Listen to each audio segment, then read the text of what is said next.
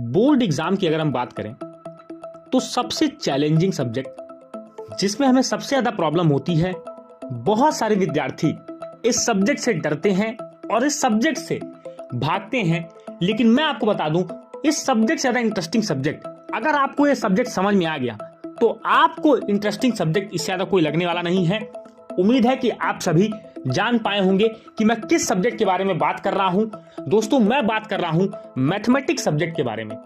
आज हम बात करेंगे कि अपने बोर्ड एग्जाम में सबसे आई कैचिंग, सबसे फोकस्ड और सबसे ज्यादा इंपॉर्टेंस देने वाले सब्जेक्ट मैथमेटिक्स में ज्यादा से ज्यादा स्कोर कैसे करें, कैसे आप अंतिम महीनों में, अंतिम क्षणों में यह सुनिश्चित करें कि आप अपने बोर्ड एग्जाम में मैथमेटिक्स में बहुत अच्छा स्कोर करें।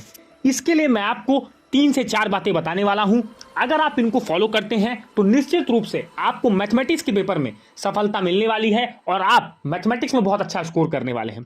सबसे पहले जानिए, don't use multiple resources just before exam. दोस्तों, जब आपको पता चल गया कि आपका एग्जाम बहुत नजदीक है तो अब आपको तरह तरह की किताबों को यूज नहीं करना है, सिर्फ आपको अपनी उठानी है। तो मैं आपको कहूंगा कि एनसीईआरटी को आपको उठाना है और एनसीईआरटी को भी आपको पढ़ना किस तरीके से है वो मैं आपको बताने वाला हूं।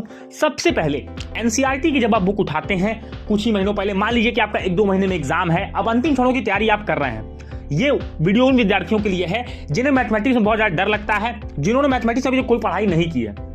सबसे पहले आपको एनसीईआरटी के अंदर जितने भी इंपॉर्टेंट थ्योरम, एक्सियम, फॉर्मूलेज हैं, इन सब की लिस्ट आपको एक कॉपी में बनानी है। उनमें चैप्टर बाय चैप्टर आप उनके इंपॉर्टेंट फॉर्मूलेज, जिनका डेरिवेशंस दिया गया है, उनके डेरिवेशंस को आप सॉल्व करें। क्योंकि ये ध्यान रखें कि जितने डेरिवेशंस, जितने थ्योरम्स आपके एनसीईआरटी में प्रूव किए जाते हैं वह आपके एग्जाम में आपको हर साल बोर्ड के पेपर में देखने को मिलते हैं। चाहे वह थेल्स थ्योरम हो, चाहे वह ट्रिग्नोमेट्री की बेसिक आइडेंटिटीज हो, ये सारी चीजें आपको देखने को मिल जाती हैं। तो आपको इन चीजों का ध्यान रखना है। अगली बात जो आपको ध्यान रखनी है, focus more on examples rather than exercises. दोस्तों, एनसीईआरटी के एग्जाम्पल्स बोर्ड की एक तरह से बैकबोन होते हैं। बोर्ड एग्जाम्पल्स पर ही बेस्ड क्वेश्चंस बार बार आपसे पूछता है और कई बार तो आपको बोर्ड पेपर में डायरेक्ट आपको एग्जाम्पल का क्वेश्चन देखने को मिलता है। तो आप जब प्रिपेयर कर रहे हैं तो एनसीईआरटी के एग्जाम्पल्स को बार बार प्रैक्टिस करें। कोशिश ये करें कि अगर आपके चैप्टर में 4 से 5, 6, 7 या 8 एग्जाम्पल दिए हुए हैं पूरे थ्रू आउट द चैप्टर में, तो आपको उन 7-8 एग्जाम्पल्स पर बहुत ज्यादा अपने आप को फोकस रखना है, उनको इस तरह से तैयार करना है कि आप उस क्वेश्चन को हर बार लगा पाएं। अगली चीज जो आपको ध्यान रखनी है मैथमेटिक्स के पेपर के दौरान, वह है keep your blueprint in your mind. जब आप अंतिम समय में तैयारी करते हैं तो हमेशा फोकस ये करिए कि उन चैप्टर्स को उठाइए जिन चैप्टर से आपको ज्यादा मार्क्स मिलने वाले हैं, जैसे surface area and volume, trigonometry, अगर 12th की बात करें तो इंटीग्रेशन, डिफरेंशिएशन, ये सारे चैप्टर्स आपको जो है ज्यादा से ज्यादा मार्क्स दिलाते हैं। तो आप अपनी तैयारी को अब उस तरीके से करें कि आपका फोकस अब मार्क्स लेने पर ज्यादा हो और मार्क्स के अकॉर्डिंग अपने चैप्टर्स को अरेंज करें। उन चैप्टर्स पर टाइम वेस्ट ना करें जो चैप्टर्स आपके बहुत कम मार्क्स के आने वाले हैं। आप कोशिश ये करें कि 80 to 85% के जो मार्क्स आपको जो चैप्टर्स देने वाले हैं उनको आप अब बचे हुए समय में जरूर प्रिपेयर करें। अगर आपके दिमाग में ब्लूप्रिंट आपका होगा कि किस चैप्टर से आपको short answer question, very short, long answer, इस तरीके क्वेश्चन आपको मिलने वाले हैं, आप मैथमेटिक्स पेपर में स्कोर अच्छा कर पाएंगे। बहुत सारे बच्चे मैथमेटिक्स में इंटरेस्ट के अकॉर्डिंग काम करते हैं, जबकि आपको पेपर की एक अलग स्ट्रेटेजी होती है। आपका इंटरेस्ट है वो चीज अच्छी है, पर एग्जाम में आपको स्कोर करने के लिए आपको अपने बोर्ड का ब्लूप्रिंट, आपको बोर्ड की तरफ पूछे गए सवाल जो बार बार पूछे जा रहे हैं उनको आपको सॉल्व करना है। इसमें आपको कहीं भी कमी नहीं करनी। तीसरी बात ध्यान रखें, understand the concept of each chapter. सबसे पहले आपको कोशिश ये करनी है कि जो चैप्टर आप पढ़ते हैं उनमें क्वेश्चंस को रटिए मत। बहुत सारे बच्चे ज्योमेट्री में ट्रायंगल्स, लाइंस एंड एंगल्स, ऐसे कई सारे चैप्टर्स हैं, सर्कल, जिनके अंदर उन्हें कॉन्सेप्ट समझ में नहीं आता, ट्रिग्नोमेट्री, वो चैप्टर्स को रटने लगते हैं। तो आपको ऐसा नहीं करना है। आपको अपने चैप्टर का बेस, कॉन्सेप्ट ये क्लियर रखना है। इसे आपको समझना है कि चैप्टर आपसे कहना क्या चाह रहा है, चैप्टर के अंदर जो निचोड़ है, जो क्रक्स है, उसको कैसे आप निकालते हैं। अगर आप अपने चैप्टर के बेस को समझ जाते हैं तो इसका फायदा आपको एग्जाम में मिलेगा।